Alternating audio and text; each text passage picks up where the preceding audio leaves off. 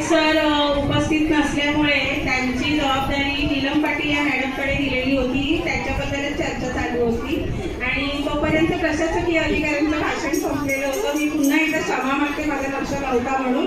तर त्यासाठी आता जे काही भाषण केलेलं आहे आपले विभाग निरीक्षक आणि प्रशासकीय अधिकारी अधीक्षक यांनी जे काही शब्द बोललेले आहेत आनंदाचे, त्याच्याबद्दल नीलम पाटील मॅडम त्यांचे आभार मानणार आहेत.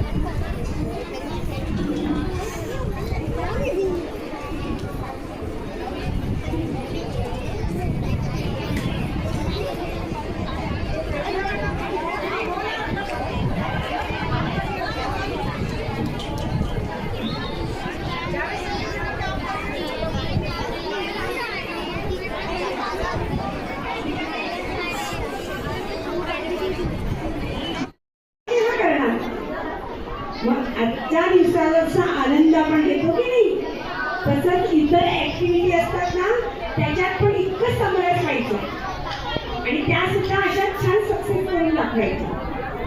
खूप छान कलाकार आहात तुम्ही. मस्त 6 कार्यक्रम झाले आणि छान सादरीकरण केलेलं आहे. पाठांतर चांगलं होतं, त्यानंतर अभिनयही सुंदर होता आणि मला सगळे 6च्या 6 कार्यक्रम खूप आवडले. खूप छान संदेश दिला गेला. पण बघा नीट ऐका, पण हे कार्यक्रम आपण इतरांना संदेश दिला, पण हा संदेश आधी स्वतःमध्ये रुजवला पाहिजे आणि कोणत्याही कामाची सुरुवात स्वतःपासून केली पाहिजे. आपण म्हटलं काय, पाणी वाचवा, पण आपण स्वतः काय करतो माहितीये, कितीतरी वेळ चालूच ठेवतो.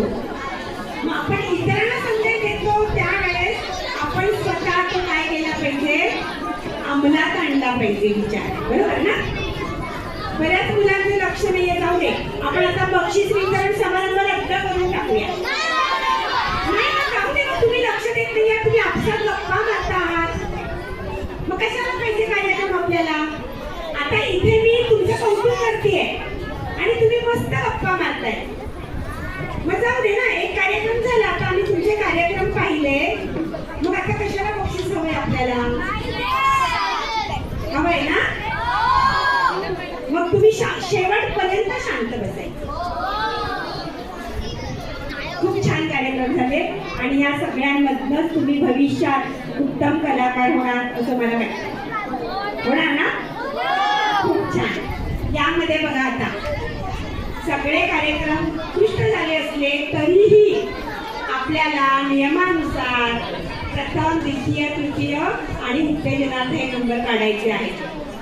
अजूनही मुलं बोलताय, जाऊ दे, मी ठेवून देते आता माईक आणि आम्ही आता निघून जातो.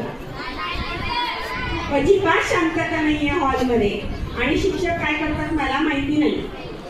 स्वतःची जबाबदारी काय आहे? तर आपल्याला ऐका, आजचे सगळे सुंदर कार्यक्रम झालेले आहेत, तर त्यातले आपल्याला नंबर काढायचे. ज्या कार्यक्रमाचा नंबर येणार नाही त्यांनी अजिबात नर्वस व्हायचं नाही, वाईट वाटून घ्यायचं नाही. इथे सादरीकरण झालं म्हणजे तुम्ही ऑलरेडी अव्वल आहातच, कळलं की नाही? आणि नेहमी लक्षात ठेवायचं, अपयश ही यशाची पहिली पायरी असते. बरोबर आहे? हा, जेव्हा आपण उंची गाठण्याचा प्रयत्न करतो तेव्हा कुठेतरी एखादी पायरी राहून जाते. तसं आपण एक पायरी मागे आहोत असं समजायचं आणि पुढच्या वर्षीच्या परफॉर्मन्ससाठी आपण आपल्या झालेल्या ज्या काही त्रुटी आहेत, काही उणिवा राहिल्या आहेत, त्या आपण काय करणार आहोत, दुरुस्त करणार आहोत आणि पुढच्या वर्षीच्या कार्यक्रमासाठी पहिल्या नंबरची तयारी करणार आहोत. आणि शिक्षकांना मी असं सांगेन, हे दरवर्षीच तर आपण जून पासूनच विद्यार्थ्यांची निवड करून थोडं थोडं प्रॅक्टिस घेतली प्रत्येकाचीच, म्हणजे केवळ बालकोत्सवाचीच नाही, इतर स्पर्धांनी सुद्धा.